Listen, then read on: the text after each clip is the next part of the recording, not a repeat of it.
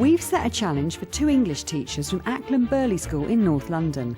Right now, they've no idea where we're taking them, or that by 2 p.m. this afternoon, they'll need to be ready to teach their Year 7 class Shakespeare's Romeo and Juliet. I would doubt that they've ever studied a whole play, and I'm not sure how much drama they would have done, so this will be a really good opportunity for them to get stuck in role, I hope. Our 2 teachers are Sarah Mark, an ex-actor. She's been teaching English for 3 years, and her colleague, Lewis Rolfe, a graduate trainee. He's on placement at Acklam Burley and has hardly any experience teaching drama. Renfield. Renfield. Not apprehensive, but I'm guessing that there is going to be a fair degree of spontaneity on the day as to how we put our heads together and work it out. I've got a drama background, so I think my confidence is kind of getting kids up and moving. For him to get students up, maybe not something that he's always so keen to do. Come, he is here, master, hear me. Mostly we're sitting down writing or reading. You read or you just write. It's a little bit boring. To help them find inspiration for the lesson, we're taking them to Shakespeare's Globe Theatre. Here, both teachers will find their acting and drama skills put to the test when they take part in a drama workshop with actor Yolanda Vazquez. 2, 3, 4, 5. Ha! Okay, now this haka has got a nonsense rhyme that goes with it, and the rhyme is huda. Huda. And on the Globe stage, they'll find a box containing 4 resources specially chosen by experts. These will be the vital ingredients for their lesson. Oh, it's a hoodie, brilliant. Perfect.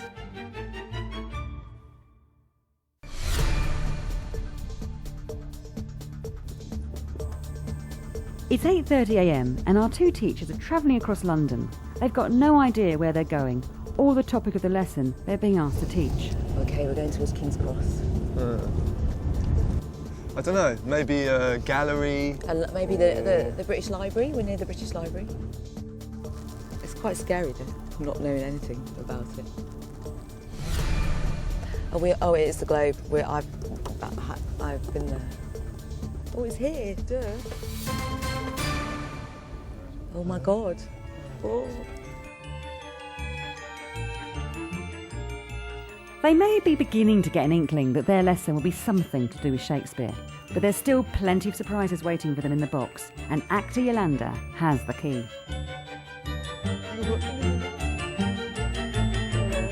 Hi there. Hi Lou, nice to meet you. I'm here to welcome you and give you this key for you to open this box with.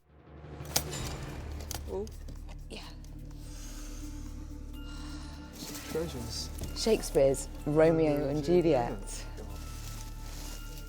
A rose. A football. Oh, I'm loving a football. Yeah, it could be good. Yeah, we confiscated it, put it in the football box. Straight away. A rose. And a picture of a dagger and a knife. And... Oh, God. Oh, it's a hoodie. Brilliant. Perfect. Perfect. Okay, a hoodie.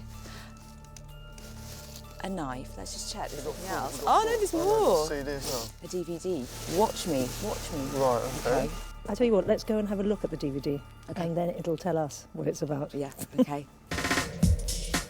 The DVD holds some vital tips from the experts who've chosen the resources. The hoodie and the football come from English and cultural commentator Professor Richard Shoke. Well, you would think that the football is the last object you would want to teach Romeo and Juliet. Obviously, it's anachronistic, doesn't appear anywhere in the play. But I think the link is that football and all sports, like language, have in common rules. If you want to be good in language, such as poetic language and Shakespeare's verse, and you want to be good at playing a sport, football or any other, you have to be able to master the rules. Now take the scene in Act 1, Scene 4, when Romeo and Juliet meet for the first time at Capulet's ball. In that lovely scene that leads up to their first kiss, the dialogue is actually a poem. What is Shakespeare telling us? He's saying that this particular kind of highly formal technical language is actually uniting the lovers. The characters relate to each other in the same way that the words relate to each other. So right away in the first act of the play, Shakespeare is telling us that language is the key to unlock the depths of feeling and relationships. Our other object for the play, perhaps a bit more predictable, is the infamous hoodie. Of course, these days a symbol, an icon for gang culture. Well, just as gangs have their own distinctive emblematic wardrobe, like the hoodie with a particular badge or lettering, a particular color or size, you might want to do the same thing in the play, so that the very costume becomes an emblem for families and affiliations and a way of distinguishing one faction from another. And there's also a deeper connection, which is that the hood, the part we can't see very much here, the hood is actually the ancient emblem for death, the hood of the Grim Reaper, which of course the spirit of death, the spectre of death, haunts Romeo and Juliet from start to finish. So in a surprising way, the hoodie is helping us to tap into a deeper theme in Romeo and Juliet.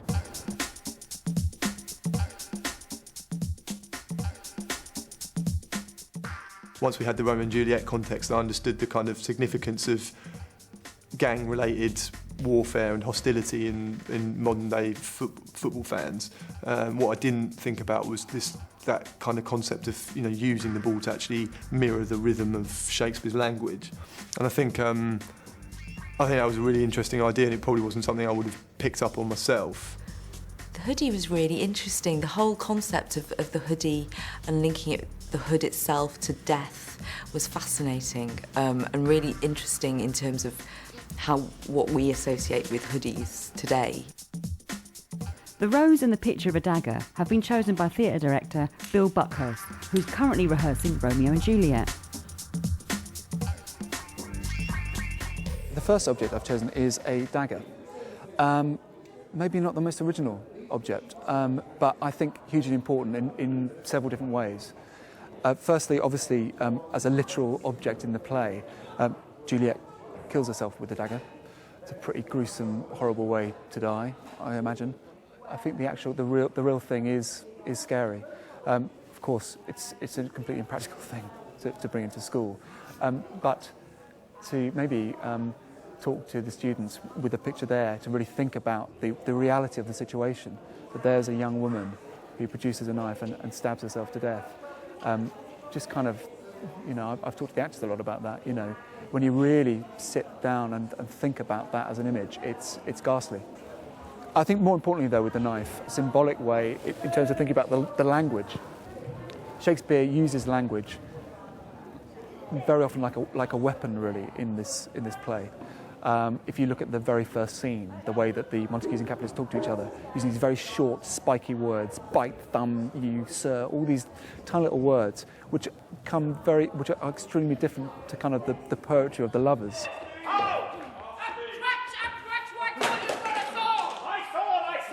I think, another image which I've been thinking about a lot is the rose. I mean, kind of the opposite object to a knife. And that's interesting, thinking about the opposites in this play, I think. It's a bit of a cliche for a sort of romantic sort of image, but actually, if you really look at what a rose is, it's quite an interesting object because you've got this very beautiful flower at the end, but as you go down the stem, I mean, you've got thorns, which if you pick it up in the wrong way will prick you, will draw blood, will hurt. And I think that's rather a nice sort of way to think about this relationship of Romeo and Juliet, or indeed maybe any relationship. It's not all roses. It's, that actually love can be very painful and hurtful and confusing and full of opposites. And Shakespeare's play, Romeo and Juliet, is full of the language of opposite. When he said about Juliet, the horrors of Juliet actually choosing to kill herself, that made me stop and think, okay, that's a bit of the play that we just kind of accept because Romeo and Juliet kill themselves, we know that. So that was quite interesting to hear him sort of take that bit and emphasise the horrors of that. In the same way the rose kind of made sense, the kind of love-hate divide, and that kind of theme came out straight away. The other thing he said about the knife, which was relating it back to the language, was again really interesting, that language can hurt, and the way Shakespeare writes those insults, short, sharp thrusts of nastiness, can definitely, it can be represented in the dagger. To help them plan their lesson further, actor Yolanda Vasquez is taking a drama workshop with them, looking at characterisation. We're going to walk a little bit about the room. We're going to feel a little bit daft, but we're going to walk. But Lewis is looking a bit nervous. There's 4 archetypes. There's the sovereign, Yep. the warrior, the carer, and the joker, sometimes known as the wizard or the trickster. They all have a physical shape. We have to get them into our bodies first before we can begin to think and talk about them. I'm certainly not an experienced actor. I don't have. I auditioned for a friend's play once and it went horribly badly, and I'm certainly not a good actor. Are you walking slower or faster than before as the sovereign? Are you looking at people? Do you want to look people straight in the face, or above or below? I mean, I'm used to doing that sort of thing, but I think it's not necessarily Lou's favourite kind of way to pass an hour, and I think that neither of us felt self-conscious. I loved it. Whether you want to, at any given moment, look at each other or ignore each other, and then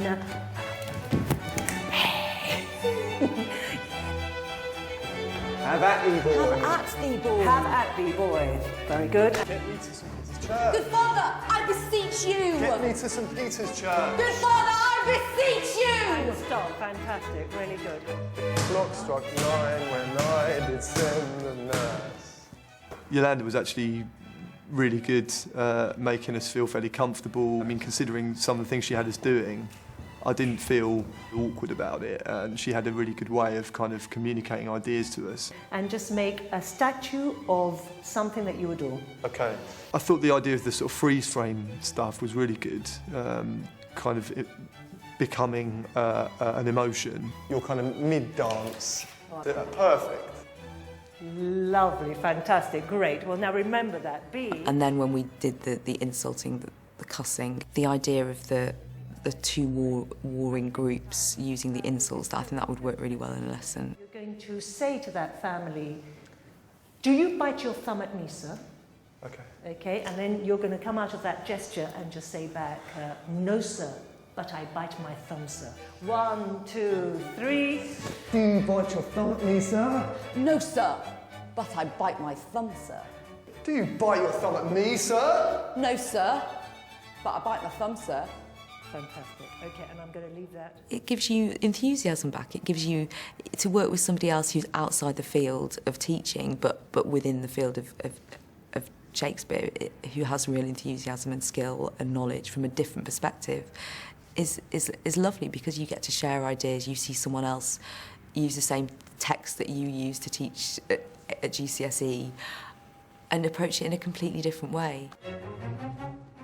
They're off back to school to get ready for their lesson, and it seems Lewis has some newfound confidence.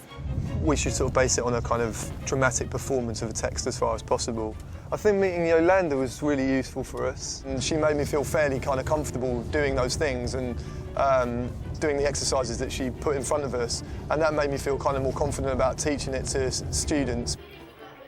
In just over an hour, they'll need to be ready to teach Romeo and Juliet to a class of Shakespeare novices, and it's Sarah who's beginning to show nerves. To go into a class that haven't studied Shakespeare, that haven't studied Romeo and Juliet, and go straight into a discussion on the rules of poetic verse is probably a bit of a turn-off. I don't think it's